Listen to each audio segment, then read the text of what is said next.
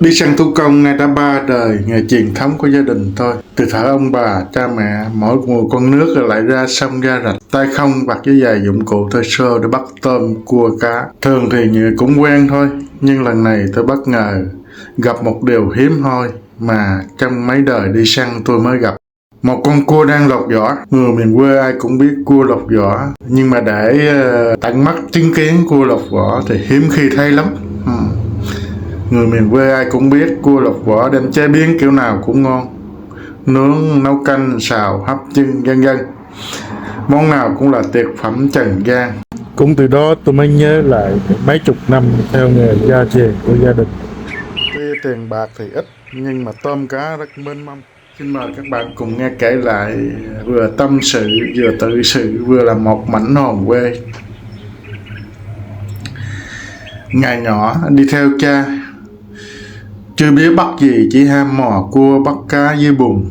Có lần tôi ham chơi quá, thò tay vô hang cua thành cái hang chuột nước. Tuổi con nít tháo thắng mà cố tọc sâu lên để bắt cho được, ai nhà. Bị nó cắn chảy máu, cha cười nói đi săn là vậy đó con.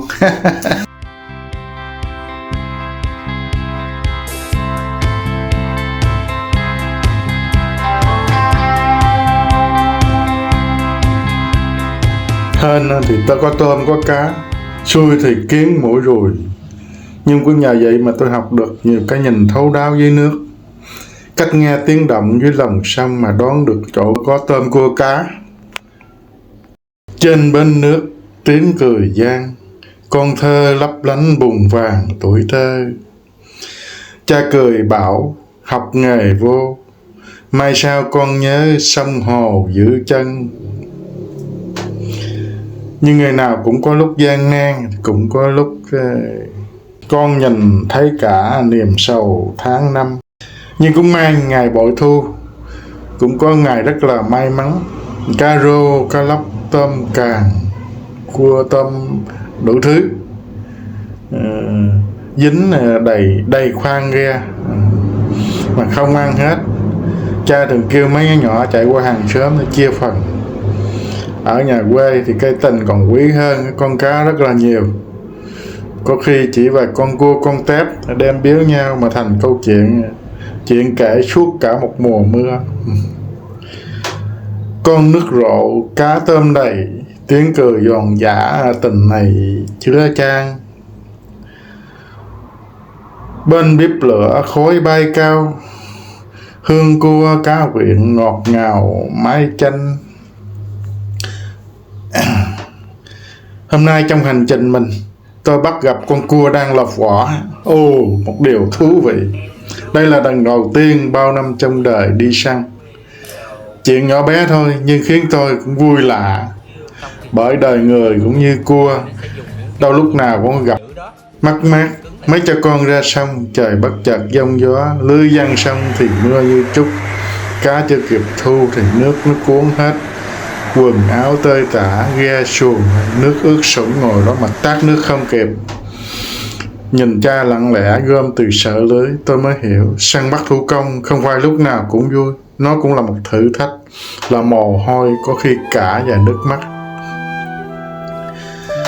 Trời nổi gió, mưa dâng bờ, lưới rách tơi tả, vật vờ dòng sông. Cha yên lặng mắt nhìn sâu, con nhìn thấy cả giọt sầu tháng năm. Lột vỏ đâu? Có lúc phải lột vỏ, bỏ cái lớp vỏ cũ. Đau một chút nhưng để trưởng thành, nhìn cua lột, tôi mới nhớ tới chính mình. Từng vấp ngã, cũng từng đổi thay để cuộc sống nó tốt hơn. Cua lột vỏ mới tinh khôi, đời người như thế qua thời đổi thay. Con nước chảy mây bay bay, bồi hồi kỷ niệm tháng ngày hương quê. Mỗi con nước đi là một cái mẫu chuyện, vui buồn có, vui có, buồn có bất ngờ có mất mát có, nhưng tụ chung đó là truyền thống ba đời gia đình tôi. Niềm tự hào cũng là một cách giữ hồn quê. Tôi kể lại đây không phải để khoe khoang, mà kể là giữ là một chút kỷ niệm, ký ức, để ai xa quê thấy cũng nhớ lại cái bờ sông năm nào Tụi mình hái rau bắt ốc.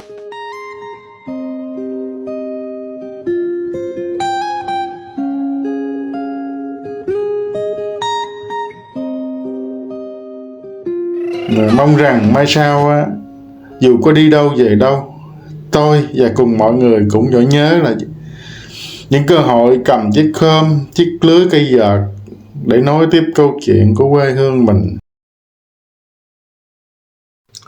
Con nước nói chuyện không dừng, dòng sông như thể lời rưng rức tình. Mai này tóc bạc dáng hình, vẫn mong trọn giữ bóng hình quê hương.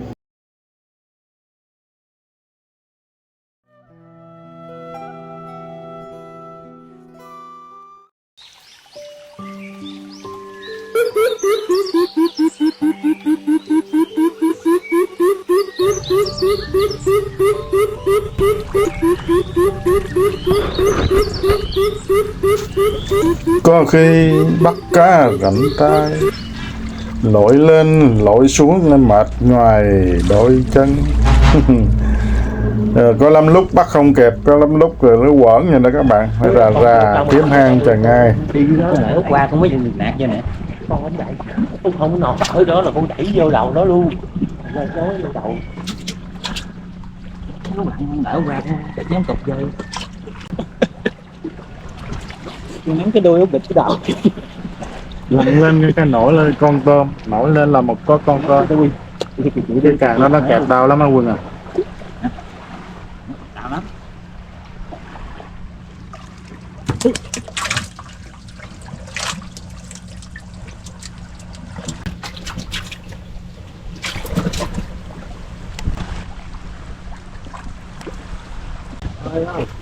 Nó gãy càng là nó phải chạy ra chứ tôi nghĩ gì nữa. Càng ở đây.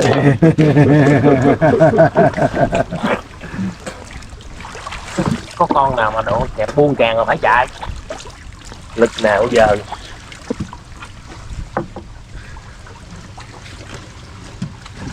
Dứt hai cái càng ra dính vô hai cái tay, ui da. Tưởng đâu nó chạy thoát tay nha, nó nằm đây. Tao không có sợ mày đâu à. Hết sợ mày rồi. Cái thủ thuật mà hy sinh thân thể nó để nó thoát thân các bạn hay lắm á. Nó cắn mình đau, mình giật mình buông ra thì nó chạy. Mà rất tiếc bữa nay thì mình đã biết cái hướng nó chạy trước rồi, chặn nhách lại là thế là nó chạy vô vợt. Con cua bữa nay phải chịu phép. Làm cái nghề cua này bấy lâu nay à, mình tình cờ ngồi nói chuyện với ông chú, thấy cách ăn của ổng mình mới biết được cái cách ăn cua, chứ đó giờ nhăn cái nguyên cái ngoe cua giờ bỏ.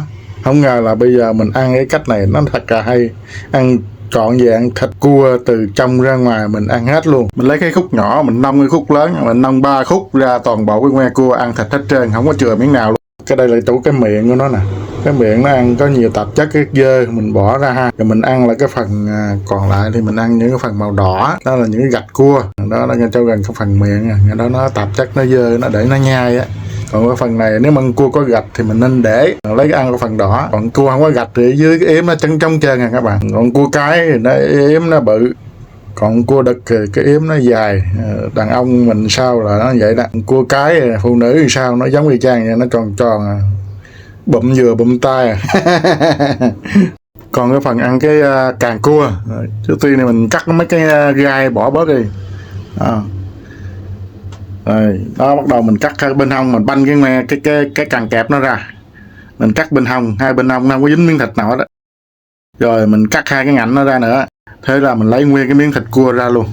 Ăn cái miếng rất là ngon không. Nếu chúng ta không biết bẻ thì bẻ nó bời rời hết thì cái càng cua ăn không có ngon. Mình cũng đi học hỏi từ những người đi biết trước chứ không tài nào đâu các bạn à. Nó cũng là một công sức. Rồi nó mười.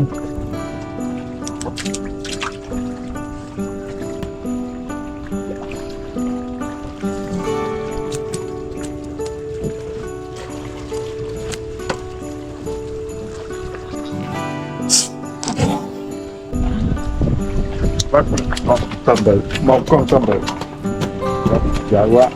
Mình sống hơn nửa đời người, nhiều cái mình chưa biết, bởi vậy Người ta nói là những cái mình biết thì có hạn, điều mình chưa biết thì vô hạn. Cái cách mình ăn cái càng của con tôm càng, mình ăn ít có khi nào ăn luôn hết cái càng. Mình cắt cái ngoe càng ra, rồi mình nút một cái nó văng ra giáo. Mà cứ mình cắn bể cái thịt nó bời rời, cái nhiều khi mình lấy ra không hết. Trong đây giờ càng đâu? Cái chuyến này là con cua nó hy sinh cái càng không đáng không quý vị ha. Ở trên đời này cũng vậy. Đến lúc mình cái hy sinh không đúng chỗ, không đúng người, nghe nó đau lắm. Phải hy sinh cho đúng chỗ, đúng người, mình làm thánh thiện. Còn mình hy sinh không đúng người thì ra đôi khi mình thành tội đồ không chừng. Rất mỏi rồi, về thôi. Trước khi rời mắt khỏi màn hình, xin quý vị hãy coi những cái thành quả của mình nhé. Anh em mình đem cá lên. Cách mát. Dướng cái kìa. Dở lên kìa.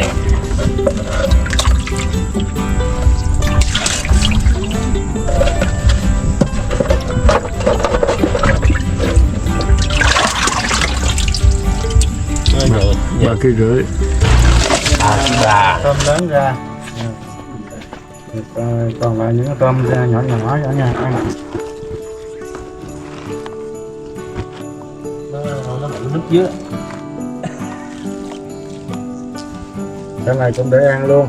Tại vì tôm già người ta chê đó các bạn. Ta dạt mình ổn công ổn sức mình. Ở một cái lợp bao nhiêu cái bóng này tại.